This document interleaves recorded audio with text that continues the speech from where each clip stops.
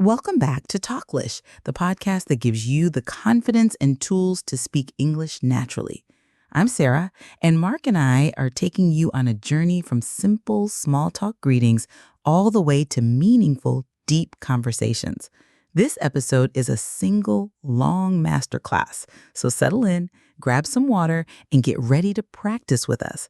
By the end, you will have more than just phrases. You will have strategies and mindset shifts that carry you smoothly through every stage of English conversation.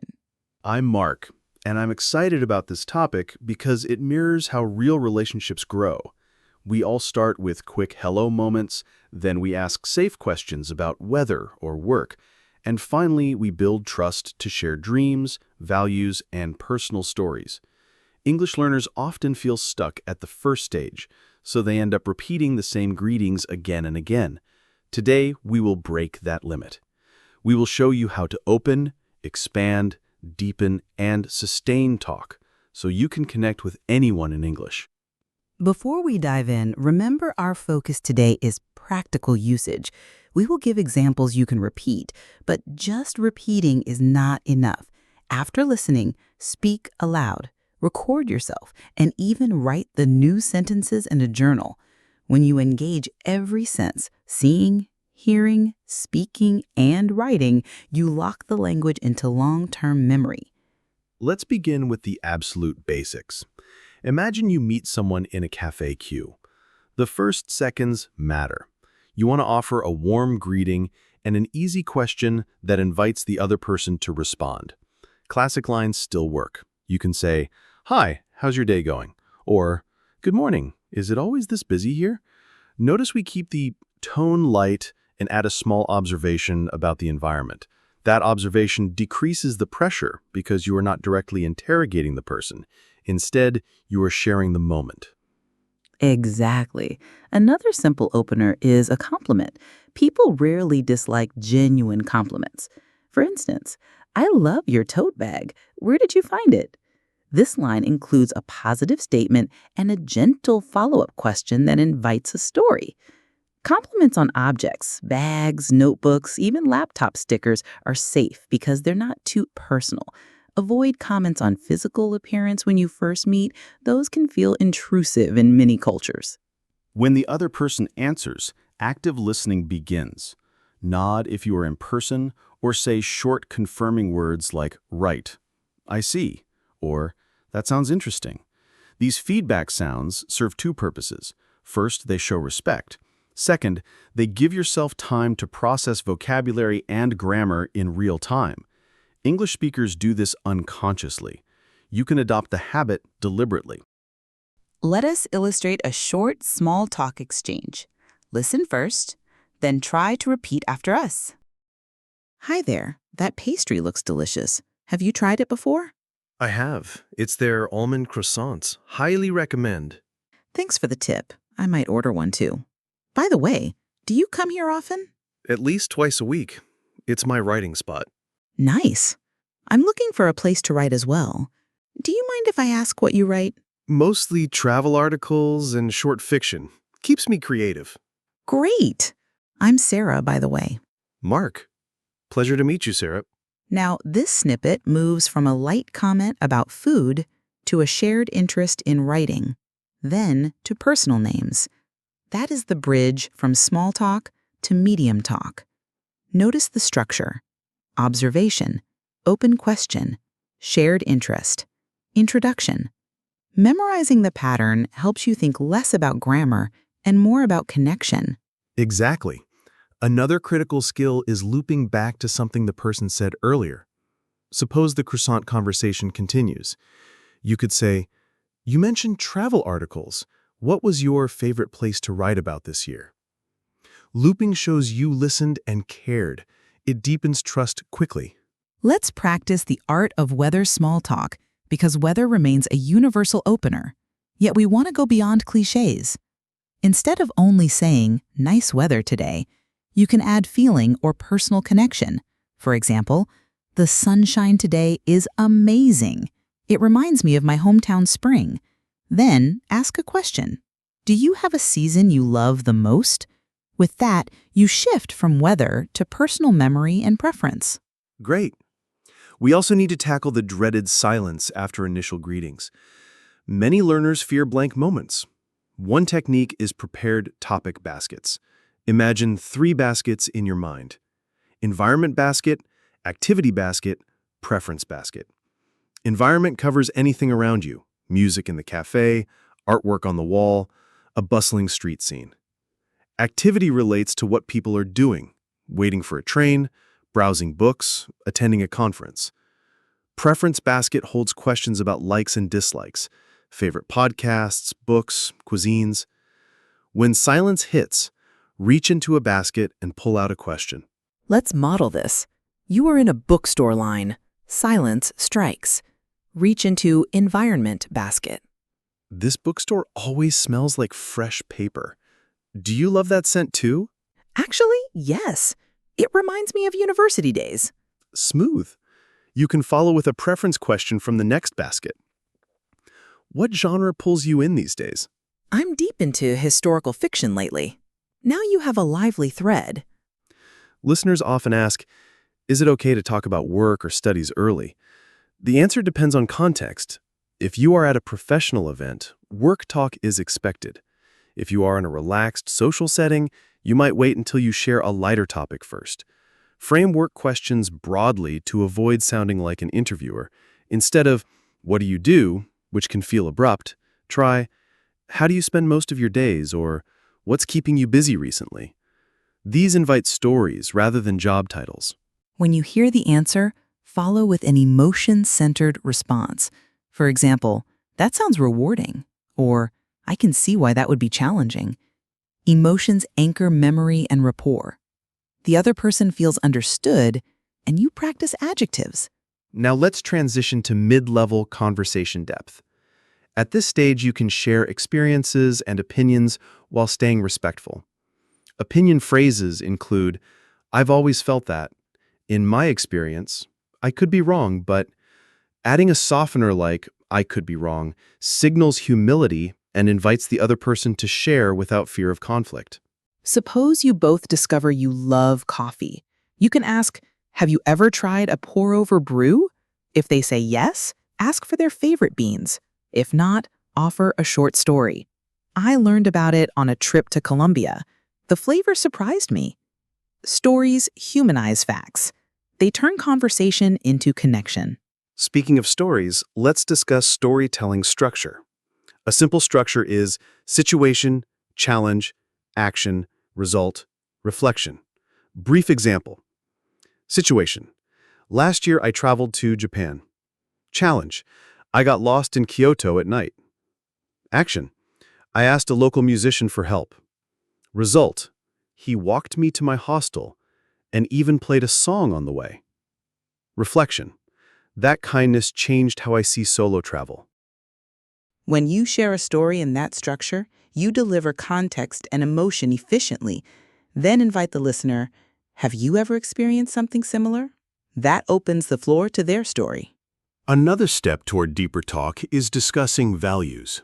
Values include family, creativity, freedom, learning, health. You can transition by asking, what motivates you to keep writing? They might say, I value creativity. You can respond, same here. Creativity keeps life vibrant. Now you are bonding over values, which sits deeper than hobbies. Let's give a longer example, weaving all skills together. We will act out a cafe meeting that evolves from small talk to deep talk about values and life goals. Listen closely. Afterward, we will highlight techniques. Hi, is this seat free? It is. Go ahead. Thanks. I couldn't resist the smell of their fresh cinnamon rolls. Have you tried them? Not yet, but they look tempting. They're my weakness. I'm Sarah, by the way. Mark, nice to meet you, Sarah. Nice to meet you too, Mark. Do you come here often to work or just relax? A bit of both. I write travel articles, so cafes inspire me. What about you? I'm a language tutor. I prepare lesson plans here sometimes. Travel articles sound exciting. What drew you to that field? I've loved exploring since I was a kid. My parents drove across the country every summer. Those road trips stuck with me. That's wonderful. My family used to camp in the mountains, so I get the travel bug. What was the most memorable place you wrote about recently? I covered a small island in Greece where the community cooks together every evening. That shared table concept showed me how food unites people. That resonates with me. I believe language and food are both bridges between cultures. When my students cook a dish from their country and explain it in English, their confidence soars. I can imagine. Food and language, two universal connectors. What motivates you to teach languages? Honestly, watching someone find their voice in a new language feels magical. Communication empowers people. Communication and empowerment. That's a powerful value set. Agreed. What about you? Beyond the thrill of travel, what keeps you writing? Curiosity. I want to understand how people live, what they believe, why they celebrate. Writing lets me share that curiosity with readers. Beautifully said. Curiosity is my fuel too. Language learning starts with curiosity about people. It's amazing how a casual chat about cinnamon rolls turned into a conversation about core values. That's the magic of open questions and active listening. Exactly. End scene. Let's unpack. We started with environment talk about cinnamon rolls, moved to introductions, then to work and childhood memories, then to values. Notice we each asked open questions. What? How? Why? We also provided personal stories, expressed emotions, and mirrored values. Another deepening tool is vulnerability. You might share a small insecurity or lesson learned. For instance, when I first started tutoring, I was nervous about speaking too fast. This invites empathy. But balance is key. Avoid oversharing sensitive information with someone you just met. Let's practice a short vulnerability moment. I love public speaking now, but my first speech was a disaster. I forgot half my lines and my hand shook. That experience taught me to breathe deeply before I begin. That's relatable. My first published article had 3 typos in the heading and I felt embarrassed. Now I triple-check everything. See how vulnerability fosters connection and mutual support. We also need to cover challenging topics. Politics, religion, money, these can spark deep talk, but also conflict. If you venture there, establish ground rules: respect, curiosity, and no personal attacks. Use phrases like, "I see it differently, but I respect your view," or "help me understand your perspective." Another tool is perspective summaries. When someone shares a strong opinion, you restate it neutrally, so you feel that community projects deserve more funding because they build local pride. This confirms understanding and reduces tension. Let's role-play a calm disagreement. I think remote work is the future for most industries. I get why many people prefer it, but I believe some jobs still need in-person interaction to thrive. That's fair. For which jobs do you feel in-person is critical? Roles that depend heavily on spontaneous brainstorming, like product design teams. What do you think? I see your point. Maybe a hybrid model works best. In this dialogue, we used I think, I believe, and asked clarifying questions. We stayed respectful and curious. Now, let's discuss conversational stamina. Long talks require energy. To keep flow, alternate questions and statements. If you ask 3 questions in a row, people may feel interrogated, so mix in self-disclosure. Example, what podcast do you enjoy? I've been listening to a science show recently that explains complex ideas simply. Signal transitions clearly. Use phrases like, "that reminds me of," "speaking of," on a different note. These verbal signposts guide listeners and give you time to think. Let's demonstrate a transition. Speaking of science shows, I watched a documentary on deep-sea creatures last night. The narrator said less than 5% of the ocean has been explored. That's mind-blowing. It reminds me of language learning. We think we know English, then discover millions of unexplored words and idioms. Smooth. We moved from documentaries to language through a connecting idea. Transitions avoid abrupt topic jumps. Pronunciation matters too. When nervous, learners speak fast and swallow sounds. Practice chunking sentences. Instead of worrying about every word, group words into ideas. For example, say, I like reading novels as one rhythm, not 4 separate words. Mirroring helps pronunciation and rapport. If your conversation partner speaks slowly, match their pace. If they use expressive hand gestures, subtly reflect that energy. Mirroring subconsciously signals harmony. Another advanced skill is paraphrasing to show comprehension. If Sarah explains a concept, I might say, so in other words, you're saying that a shared meal can break language barriers? This both checks understanding and keeps conversation flowing. Let's demonstrate paraphrasing. Learning slang scares many learners because they fear sounding silly. So you mean that mastering informal expressions feels risky and they don't want to embarrass themselves? Exactly. Nice paraphrase. Thanks. At this point, you might wonder, how do I gracefully end a conversation? Ending well is as important as starting. Use cues like time, tasks, or next steps. For instance, I need to finish my article, but this was great. Can we continue over coffee next week? Or I should catch my train, but I enjoyed our chat. Let's connect on social media. Let's model a wrap-up. Mark, it's been wonderful talking. I have a tutoring session soon, but I'd love to keep discussing travel stories. I'd like that too. How about we meet here Friday afternoon? Perfect. See you then. Short, polite, forward-moving.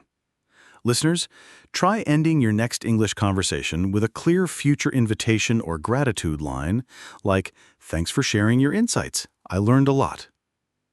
To reinforce all these skills, we're giving you a 3-part practice routine. First, daily mirror practice. Speak to yourself about any topic for 2 minutes. Focus on rhythm, not perfection.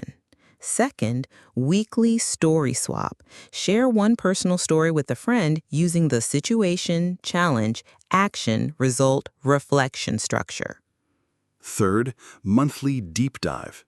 Have a 30-minute conversation with someone on a meaningful topic, such as creativity, personal growth, or cultural identity. Record it if possible, then review. Remember, fluency equals frequency. The more often you speak, the more natural it becomes. Some learners wait until they feel ready.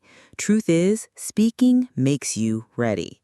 Embrace mistakes as data points, not failures. Let's finish with an extended, improvised dialogue that showcases everything: greetings, compliments, questions, stories, values, respectful disagreement, vulnerability, transitions, paraphrasing, and a graceful close. Listen, shadow, and then create your own version. Morning, Mark. Mind if I join you at this long table? Not at all, Sarah. Pull up a chair. Thanks. I noticed your laptop stickers. The one with the astronaut playing guitar caught my eye. Glad you like it. It's from a music festival I attended last summer. That sounds fun. Which festival was it? It was the Cosmic Sound Fest in Colorado. 3 days of indie rock under the stars. What about you? Any favorite music events? I adore jazz nights and small clubs. The intimacy and improvisation feel alive. I can see that. Jazz musicians communicate with subtle cues, just like language learners. Exactly. Speaking of cues, I'm working on a lesson about conversation transitions. What's your favorite way to shift topics smoothly? I like using personal anecdotes as bridges. For example, if we talk about music, I share a story that leads to travel or culture. Good strategy. By the way, I read your article on the Greek island dinner table. The way you described the communal cooking made me hungry. Thanks for reading. That place taught me that food is a language. Have you experienced something similar? Yes, in Morocco, locals invited me to break the fast during Ramadan. Sharing dates and soup felt sacred. I've always wanted to experience that. What did you learn from the evening? Generosity transcends language. Even with limited Arabic, smiles and shared bowls communicated everything. Beautiful lesson. It reminds me why I travel. Speaking of travel, do you ever worry about negative impacts like over-tourism? I do. I try to highlight lesser-known spots and encourage responsible travel. How about you? I teach students to respect local customs. Language is part of that respect. Agreed. Though sometimes I struggle with balancing honesty and promotion in my articles. That's honest vulnerability. How do you handle the pressure? By reminding myself why I write, to celebrate diversity, not exploit it. That clarity probably guides your choices. It does. Still, I welcome feedback. Have you ever had to revise your values in teaching? Absolutely. Early on, I pushed students to speak perfectly. Now I focus on communication first, accuracy second. That shift mirrors mine in writing. We evolve. Definitely. I think evolution is a sign we're listening to others. Speaking of listening, I want to paraphrase what you said earlier. You focus on communication first because confidence fuels progress, right? Exactly. Nice summary. Thanks. Time flew. I need to send an editor my draft, but I loved this chat. Same here. Maybe next week we can compare travel notes? Friday morning works for me. Let's meet here. Perfect. See you then, Mark. See you, Sarah. And that, dear Talklish listeners, is our full cycle conversation demonstration. We greeted, complimented, asked open questions, told stories, shared values, expressed vulnerability, paraphrased, and closed politely with future plans. Rewind and shadow that dialogue several times. Each pass will reveal new rhythm and phrase patterns. To conclude today's epic masterclass, remember these core principles. 1. Approach every conversation with curiosity, not performance anxiety. 2. Practice active listening with small verbal nods and paraphrases. 3. Layer questions from shallow to deep, respecting comfort levels. 4. Share stories in a structured yet personal way. 5. Embrace vulnerability and respect differences. 6. End conversations positively with gratitude or next steps. You now have over 5,000 words of guidance, examples, and mindset tips. The next step is action. Choose one technique from this episode and use it today. Maybe compliment a stranger's book, or ask a coworker an open why question, or share a short travel story. Small steps compound into fluency. We believe in you. Every sentence you practice is a brick in your English confidence house. Keep building, keep exploring, and keep listening to Talklish. Until next time, Keep speaking keep smiling. and keep learning.